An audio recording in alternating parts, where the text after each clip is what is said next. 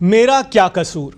जयपुर के सांगानेरी गेट महिला चिकित्सालय में मां की कोख से जन्म लेने के बाद भी एक नवजात 4 दिन से यही पूछ रही है। वहीं एक बेटे को कलेजे से चिपकाने के लिए 2 परिवार तैयार हैं, लेकिन बेटी को अपनी मां के आंचल से चिपकाने के लिए सबूत देना होगा।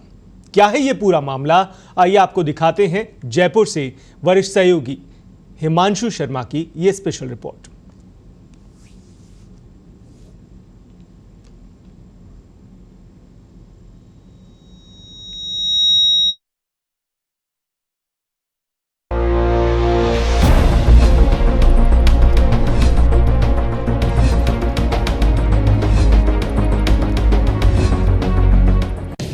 अस्पताल में बच्चा अदला बदली का मामला। जयपुर सांगानेरी गेट महिला चिकित्सालय। बेटा थामने के लिए तैयार 2 मां, लेकिन बेटी को मां की गोद का इंतजार। अस्पताल प्रशासन आज करेगा फैसला। सवालों के घेरे में जांच कमेटी।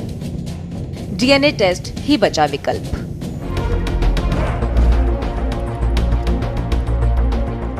जयपुर के सांगानेरी गेट महिला चिकित्सालय में बच्चों का अदली बदली से जुड़ा मामला, जहां पर अस्पताल प्रशासन के दावे के अनुसार गफलत से बेटा और बेटे की अदला बदली हो गई।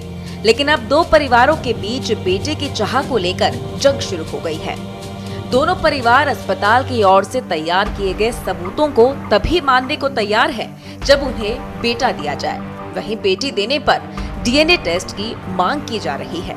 ऐसे में दोनों परिवार बेटी को जब तक अपनी संतान मानने को तैयार नहीं है, जब तक उनका डीएनए टेस्ट नहीं करवा लिया जाए। वहीं बेटा उनका ही है, ये बिना टेस्ट के मानने को तैयार है। इसके लिए कोई सबूत नहीं चाहिए, लेकिन अपनी ही बेटी को अपनाने के लिए डीएनए टेस्ट का सबूत चाहते हैं। मुझे मेरा बच्चा चाहिए, 4 दिन हो गए, डॉक्टर ये बोल रहे हैं आज दे दें, कल दे दें, मुझे अभी चाहिए मेरा बच्चा। ये है मामला। जयपुर के सांगानेरी गेट महिला चिकित्सालय में 4 दिन बाद भी 2 नवजात बच्चों को उनकी मां नहीं मिल पा रही है। अस्पताल में 7 दिन पहले हुए निशा और रेशमा के डिलीवरी के दौरान बच्चों में अस्पताल स्टाफ की लापरवाही से अदला बदली हो गई।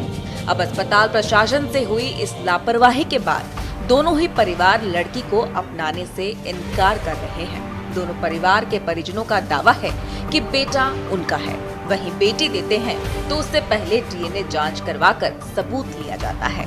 वहीं अस्पताल प्रशासन ब्लड कोड के आधार पर तय कर चुका है कि बेटी रेशमा की है और बेटा नेहा का। 1 सितंबर को 1 बजे 27 मिनट में मेरा लड़का हुआ था। मुझे लड़का बोला गया था, 2 डॉक्टर ने बोली थी कि आपके लड़का हुआ है, फिर मेरा रेशमा लड़का हुआ है। फिर मुझे 3 दिन बाद फिर कि आपकी लड़की हुई है। ऐसे क्यों बोले? 3 तारीख को। फैसले की घड़ी आज। अस्पताल प्रशासन मामले को दबाने में जुटा है, लेकिन परिजनों के अड़ जाने के बाद एक 6 सदस्यीय जांच कमेटी बनाई गई है और अस्पताल प्रशासन की ओर से हुई इस लापरवाही की जांच अभी तक पूरी नहीं हो पाई। अस्पताल प्रशासन बार-बार ब्लड कोड के आधार पर जांच कर फैसला देना चाहता है।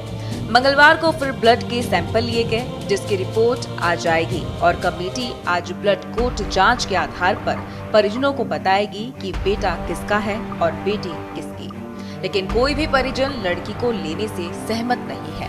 परिजनों की मांग है कि अस्पताल प्रशासन डीएनए जांच करवाकर सबूत देगा, तभी वह बेटी को लेंगे। आपका न्याय मानूंगा। मैंने ये तो बोला ही नहीं, ये सब तक मैं लड़की लेके जाऊंगा। कौन कहता है?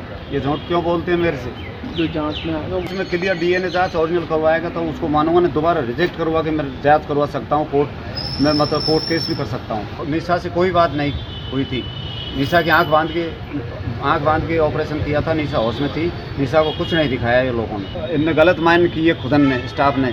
डॉक्टर साहबों ने बोला है कि भैया के लड़का हुआ है, मोतीलाल जी के लड़का हुआ है, तो हम कैसे मान लेंगे? इनका मुँह से इनने लड़का बोला है तो भाई हम लड़का ही लेंगे। अब ये लोग मुझे 4 दिन से घुमा रहे हैं। मैं अपने बच्चे से मिल नहीं पाया हूँ अभी तक। और ये कभी कहाँ कौन सी जांच, कभी कौन सी जांच कर रहे हैं।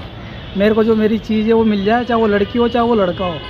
मेरी वाइफ का भी यही कहना है, मेरे परिजनों का भी यही कहना है और मेरे ससुराल पालतों का भी यही कहना है। बस जो मेरी चीज़ है वो मुझे मिल जाए, बस मैं वो एक्सपेक्ट करने को तैयार हूँ। डीएनए की जांच के आधार पर ही वो काम हो सारे, और सारे काम ईमानदारी से हो। पर ग्रुप तो किसका भी मिल सकता है। ग्रुप तो नॉर्मली चीज़ है। ग्रुप तो ये भी हो जो किसका भी मिल सकता है, उसकी कोई दिक्कत थोड़ी है। मेरे ससुर ने कैमरे में बोला, इसमें बोलो क्या बोला गया तुम्हारे को, तो उन्होंने बोला कि एक लड़का हुआ है। सारी डिटेल है मेरे पास, सारे पेपर है मेरे पास। जांच कमेटी सवालों के घेरे में, डीएनए ही विकल्प। डॉक्टर रीना पंत की अध्यक्षता में बनाई गई जांच कमेटी भी सवालों के घेरे में है, क्योंकि ब्लड कोड के आधार पर बेटा निशा का बताया जा रहा है, लेकिन निशा व बेटे के ब्लड कोड के आधार पर ही ये तय किया गया है। निशा के पति का ब्लड सैंपल नहीं लिया गया, इसलिए सवाल उठ रहे हैं कि सिर्फ मां के ब्लड के आधार पर ही कैसे तय हो सकता है। ऐसे में एफएसएल से जुड़े एक्सपर्ट्स का कहना है कि विवाद को हल करने का अब डीएनए ही विकल्प है। डीएनए के द्वारा नवजात के जीन या ब्लड की जांच होती है। जांच में पता लगता है वे जीन जो माता पिता से मिलते हैं। ये टेस्ट उचित पहचान का चयन करने और शिशु का पता लगाने में बहुत कारगर है। आपातकालीन स्थिति में ये जांच की रिपोर्ट 3 से 5 दिनों में आ सकती है।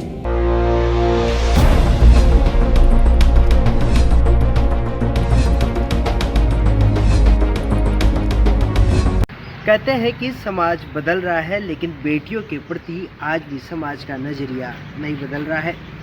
एक बेटी को अपनी ही माँ की कोख के लिए सबूत देने पड़ रहे हैं, वही बेटे को अपनाने के लिए कोई सबूत की ज़रूरत नहीं है। धर्म और मजहब को भुलाकर लोग बेटा लेने को तैयार हैं, वहीं बेटी सबूतों के चक्कर में अपनी माँ की कोख पाने को तरस रही है।